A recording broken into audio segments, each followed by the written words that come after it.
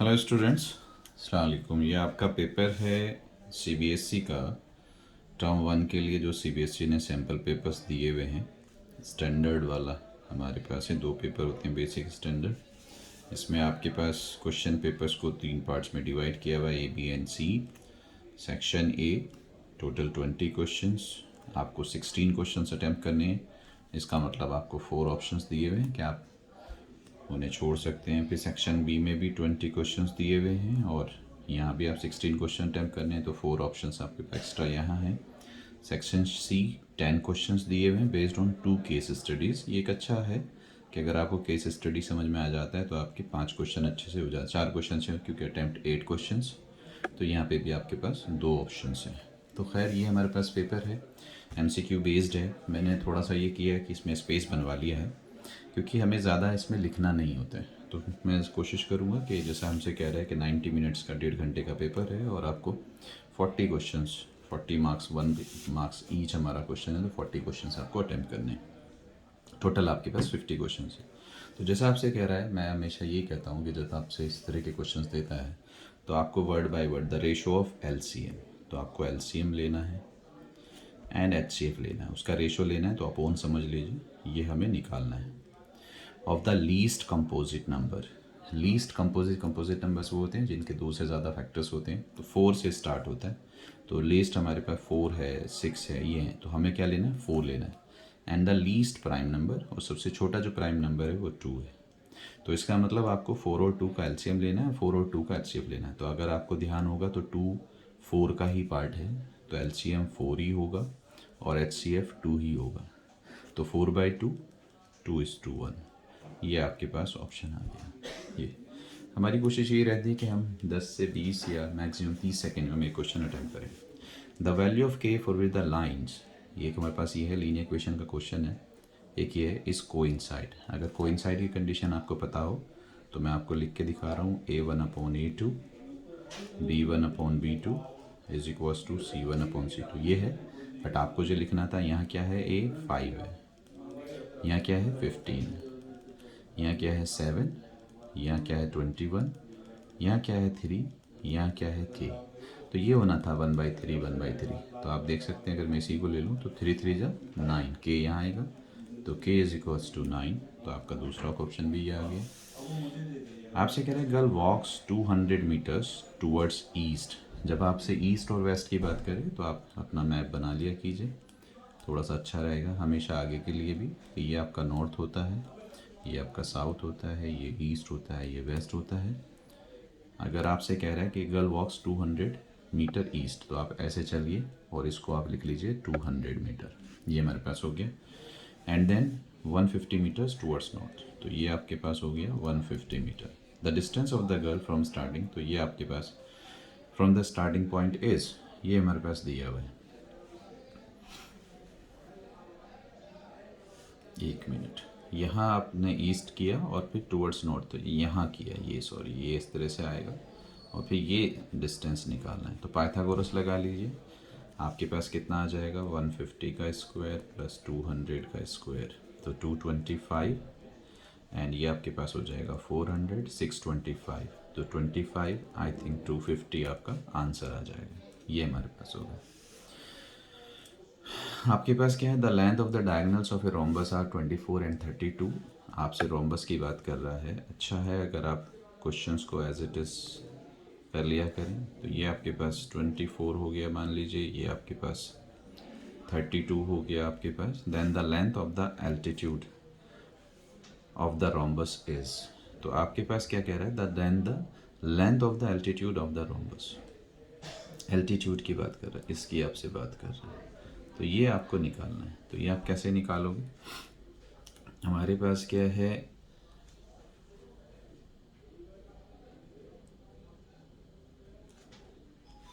अगर हम इसको ऐसे कर लें कि हमारे पास क्या है, एक तो ये है कि 24 है, अगर ये 24 है तो ये आपका हो जाएगा 12, और ये 32 है तो ये हो जाएगा 16, ये हमारे पास हो जाएगा। अगर ये 12 और ये 16 है तो हमारे पास अब हम ये निकाल सकते हैं, 16 का स्क्वायर हमारे पास हो जाएगा 256, और 12 का स्क्वायर हो जाएगा 144, तो ये हमारे पास हो गया 400। अगर ये हमारे पास 400 हो रहा है तो ये हमारा हो जाएगा 20। अब आप एरिया निकाल सकते हैं, तो एरिया हमारे पास जो हो जाएगा, या हम इसको ऐसे ना करके हम सीधा सीधा कर सकते हैं, area of rhombus is equals to half d1 into d2। एक क्वेश्चन के बहुत सारे ऑप्शन भी हो सकते हैं, बहुत सारे जहन में आ सकते हैं। तो आपके पास हाफ d1 d2 हो सकता है 24 इंटू 32, ये हमारे पास है। और इसका एरिया हो सकता है, लेकिन हमारे पास साइड नहीं है, साइड की वजह से हमारे पास ये बेस इंटू हाइट भी हो सकता है। देखिए ध्यान रखिएगा, एरिया ऑफ पैरेललोग्राम होता है बेस इंटू हाइट। तो अगर आपको बेस पता हो तो आप हाइट निकाल सकते हैं। और ये हाफ d1 d2 तो होता, तो बेस नहीं पता, तो बेस हमने यहाँ 20 निकाल लिया, तो अब यहाँ रख सकते हैं आप 20 इंटू हाइट। तो आपके पास क्या आ जाएगा, 2 से ये 12 आ जाएगा, 4 से ये 5 आ जाएगा, 3 आ जाएगा, तो ये आपके पास आ जाएगा 32 इंटू 3, 96/5। तो ये आपके पास कितना आ रहा है,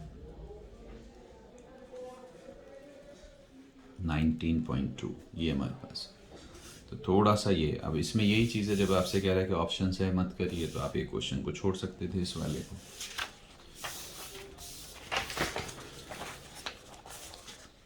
तो ये हमारे पास है, 2 fair coins are tossed, what is the probability of getting at most 1 head.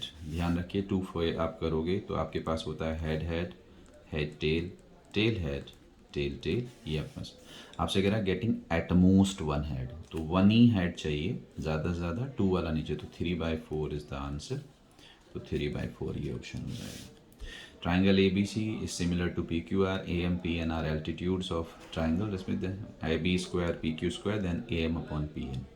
तो हमारे पास क्या होता है, अगर ट्राइंगल सिमिलर होते हैं, ध्यान रखिएगा, तो उनकी साइड्स का रेशो और उनके एल्टीट्यूड का रेशो सेम होता है, ये ध्यान रखिएगा।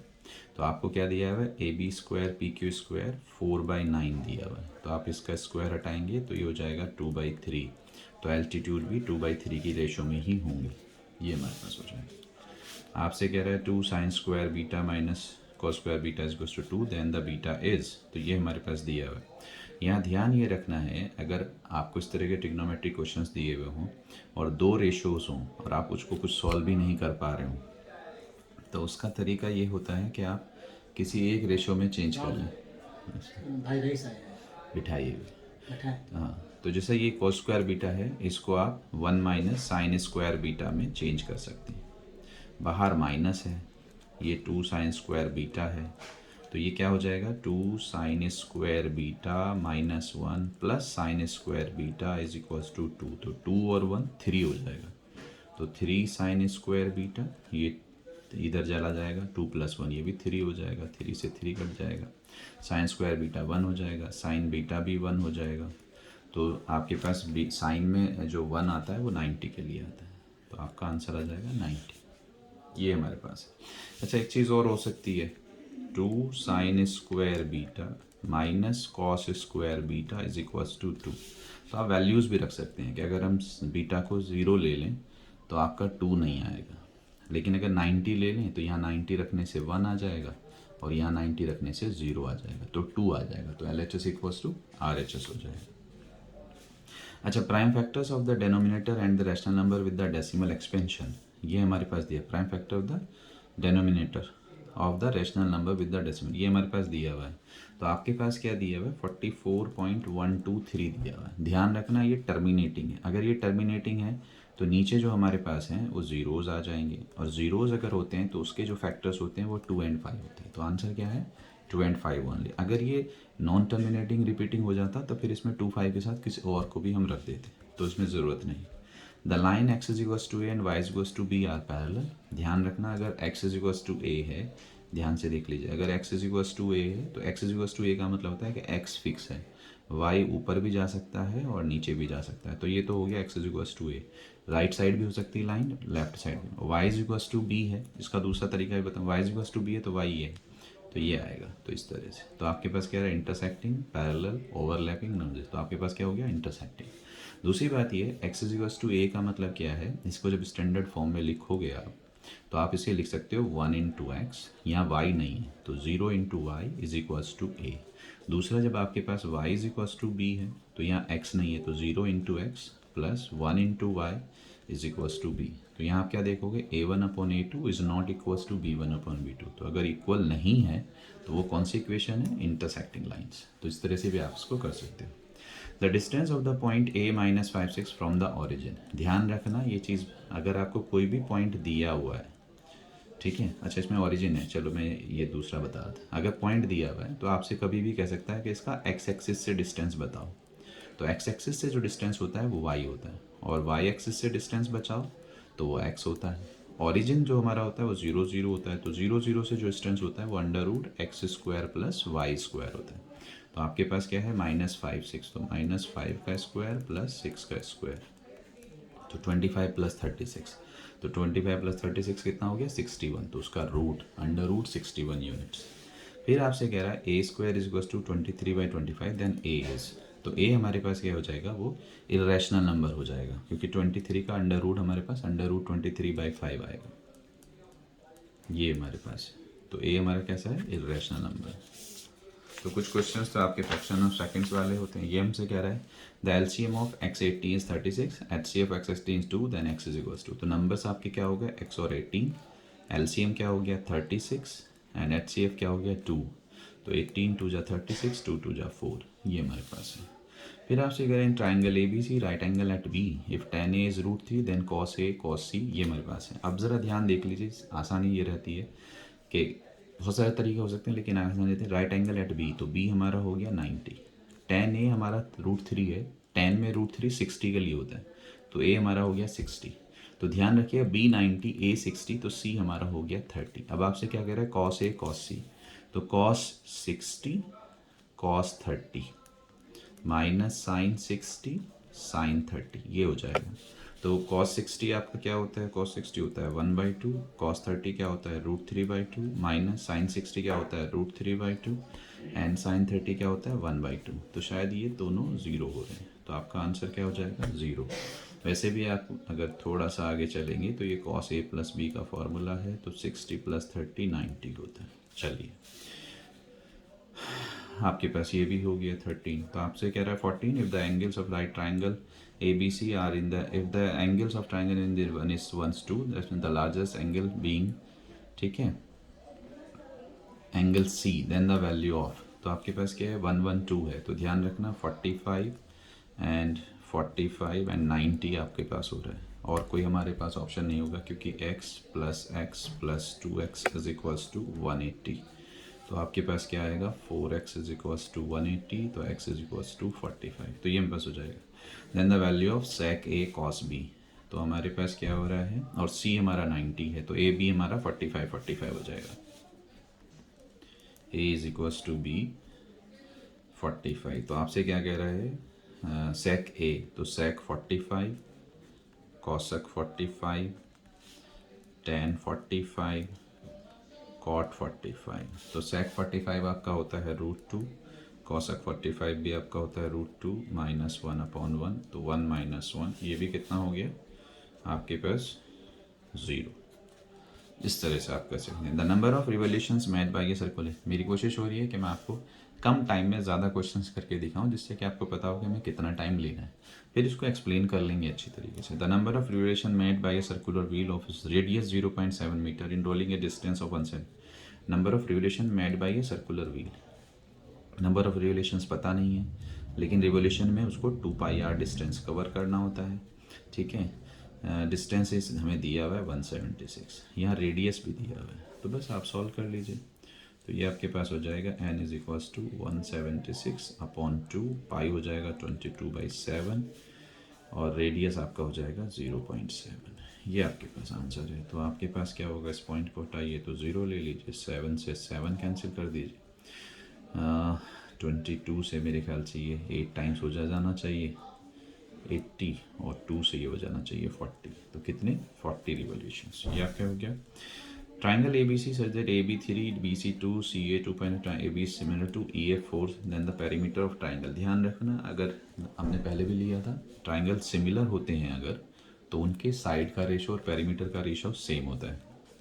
तो ए बी बी सी सी ए दिया हुआ है तो इसका पेरीमीटर हो गया। और यहाँ दिया हुआ है ई एफ, तो ई एफ ये वाला है, तो ई एफ के साथ आएगा बी सी, मतलब मैं इसके लिख सकता हूँ ऐसे B C upon E F is equals to perimeter of triangle A B C and perimeter of triangle D F, ये आप मान लीजिए। तो बी सी कितना दिया हुआ है आपको 2 और ई एफ कितना दिया हुआ है 4 और ए बी सी का पेरीमीटर क्या आ जाएगा, इन तीनों को ऐड कर दीजिए 3 2 5 एंड 2.5 7.5, ये पेरीमीटर निकाल दीजिए। तो 2 से कितना होगा 2, 2 से कितना होगा 15, तो पेरीमीटर इज़ 15। तो 15 कहाँ है ये, तो ये 16 क्वेश्चंस आपके हो गए सेक्शन ए के, और टाइम जो हमें लगा है वो भी 15 मिनट्स लगा है।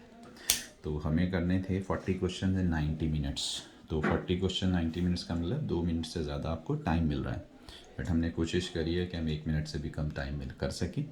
तो ये सिर्फ आपको बताना था किस तरह। दूसरी बात ये भी बताना था कि आप कितनी जगह में अपने क्वेश्चंस कर सकते हैं, वहाँ पे ये कोशिश मत करिएगा कि आप ज़्यादा स्पेस लें या ज़्यादा लाइंस लें।